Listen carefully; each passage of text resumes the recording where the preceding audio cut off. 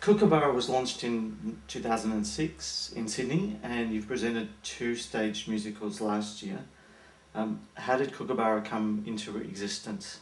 It came from really a vision of mine, or a desire to create a company that an arts company that whose basic focus was musical theatre. So it was a labour of love for 5 or 6 years of thinking it through, and then the last 3 years it was sort of concerted and tangible effort to get it up, which began really as a conversation at the Australia Council, and they put me together with a business development person, and we worked for about 6 months devising a plan and a vision and a sort of structure, and then that was all on a laptop, and we went out. I went out into the world and started to pitch it, and that's really how it began.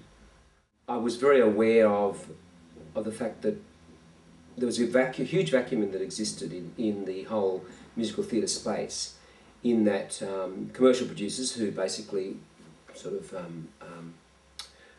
ran the whole musical theatre world in Australia tended to only bring into the country the major blockbusters, and they were always bringing shows in. They were all overseas shows, and that I felt that Australians were missing out on a whole vast range of musicals, or that the great classic musical theatre shows were not being done professionally, and the industry really wasn't, or didn't have an entity that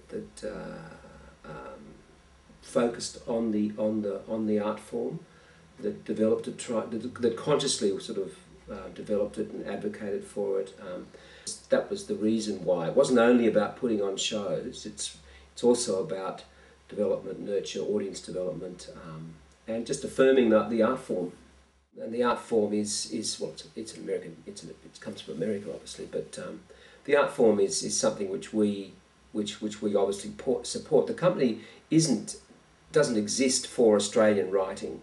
It exists for the art form. Now, Australian writers are part of that art form, obviously. So, in our attempts to nurture that and develop that, we're running a series of workshops continually. We've commissioned already 2 writers to write a musical for us for next year. We had some involvement with the Hatspin, new Australian musical this year, and we hope to be programming an Australian musical next year,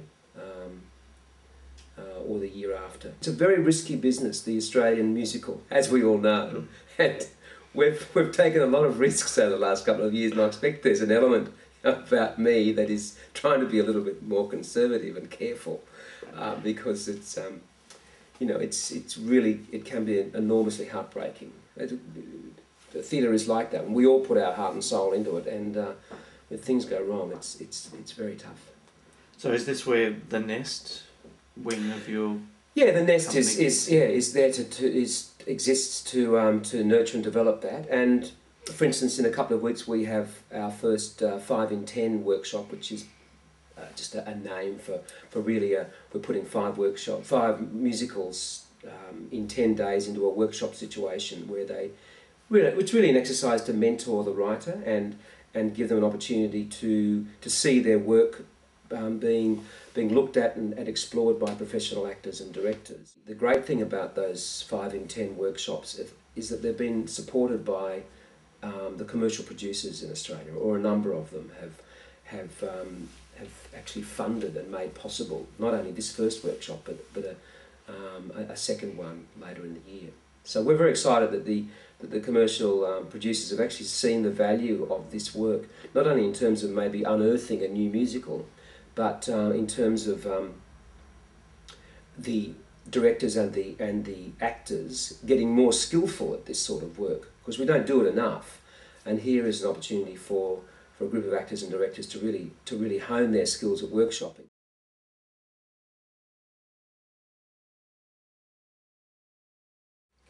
It's been sort of born out of a production called Song and Dance, which was produced in Australia about 82 with Gay McFarlane and a ballet dancer called John Meehan. And in fact, I think also Todd McKinney and Leonie Page were in it, if my memory serves me.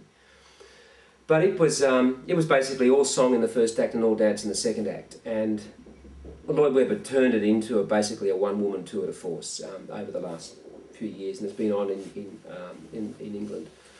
And just lately, and he wrote a whole lot of extra songs for it and turned it into basically a story about a young girl who decides to go to New York to find herself and sort of discover a bit more about her heart, or to at least to cure her broken heart. So it's very powerful, very funny, and very moving. As I say, a sort of tour de force. We wanted to do it because we felt this version hadn't been done in Australia. It needed to be done done in a way that would help attract a broad audience, because we wanted to get Kookaburra out into that broader audience. And Stephen Sondheim doesn't actually do that for us, because Stephen Sondheim's really art house, and we felt that if we could get out into some broader audiences, we could then really just start to brand Kookaburra in the way we wanted, so that the public would support the company. And so this was the reason behind this choice. And it was also, look, it's a scale that we can tour around the country easily, both regionally and through the capital cities, and it's affordable for us. So it ticks a lot of boxes for us, and also it's a great show. Yeah, I mean, it's interesting with performers in Australia. We all start off with certain skills and a broad range of skills, and sometimes just through opportunity you get sort of stuck in a box in a way. And with Jolene, she's sort of seen as a television performer, but actually she has a great background in dance and music. So this is an opportunity for her now to explore, this other part of her sort of bag of tricks, her skills. And because she's been on television, obviously, it's sort of commercially for us, it's a great help. But also she actually is a really fine performer, fine actress, and certainly the way this show is conceived, it's actually it's not a show that requires the diva sort of performance. Andrew Lloyd Webber has reconceived it for an Australian girl going to New York, and it's we see her as a girl from the suburbs, or in this case actually the central coast of New South Wales. So she's a kind of girl next door sort of type, and that being the case, it wouldn't suit it to have a sort of fantastic sort of Patti LuPone, kind of approach. It was much more of an actor's opportunity. So and Jolene is a beautiful girl and a great performer. I think she'll be a triumph in this.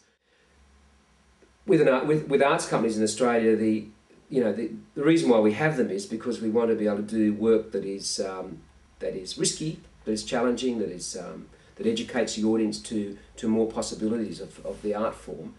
And that again is what makes Kookaburra unique in the musical theatre space, is that the company like this hasn't really existed. So we hope that in time, once we feel that we've got our feet and got some financial base, that we will be able to broaden the sort of the width of what we're programming, which was the problem with Floyd Collins. I think it's what we learnt last year, was we jumped. Floyd Collins probably is something we should do in about 3 or 4 years' time.